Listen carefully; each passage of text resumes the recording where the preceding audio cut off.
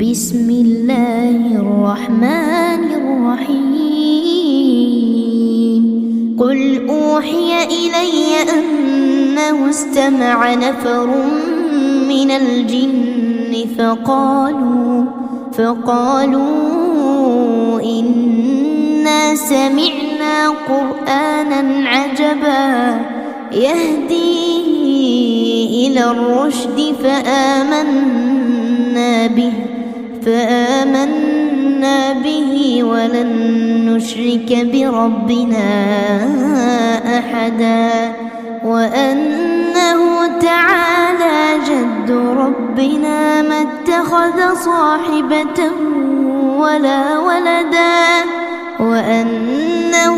كان يقول سفيهنا على الله شططا وأنا ظننا أن لن تقول الإنس والجن على الله كذبا وأنه كان رجال من الإنس يعوذون برجال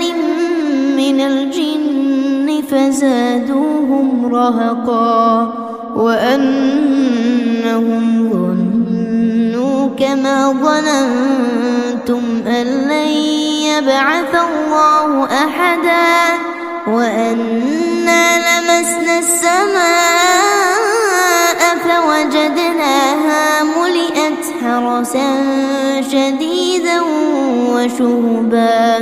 وأنا كنا نقعد منها مقاعد للسمع فمن يستمع الآن يجد له شهابا رصدا وأنا لا ندري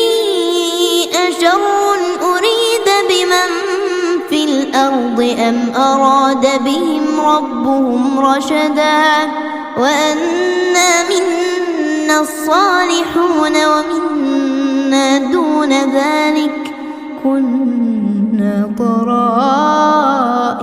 قددا وأنا ظننا أن لن نعجز الله في الأرض ولن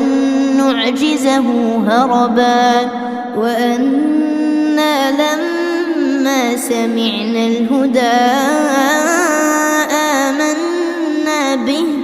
آمنا به فمن يؤمن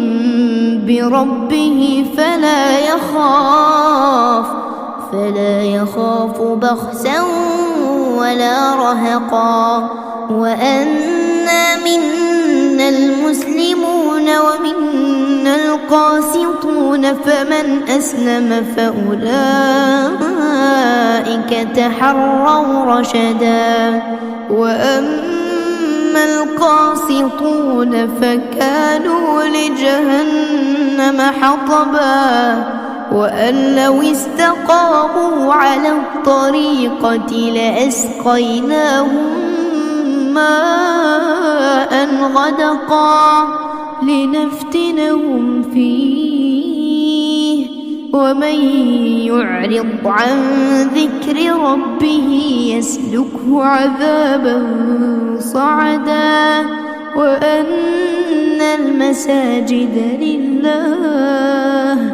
وأن المساجد لله فلا تدعوا مع الله أحدا وأنه لما قام عبد الله يدعوه كادوا يكونون عليه لبدا قل إنما أدعو ربي ولا أشرك به أحدا قل إني لا أملك لكم ضرا ولا رشدا قل إني لن يجيرني من الله أحد ولن أجد من دونه ملتحدا إلا بلاغا من الله ورسالاته ومن يعص الله ورسوله فإن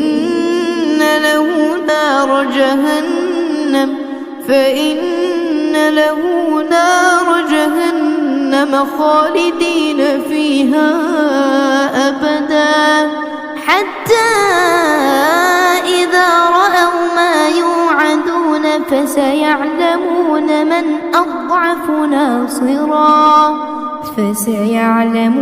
من أضعف ناصرا وأقل عددا قل إن أدري أقريب ما توعدون أم يجعل له ربي أمدا عالم الغيب فلا يظهر على غيبه أحدا إلا من ارتضى من رسول فإنه يسلك من بين يديه ومن خلفه رصدا ليعلم أن قد أبلغوا رسالات ربهم وأحاط بما لديهم وأحصى كل شيء عددا.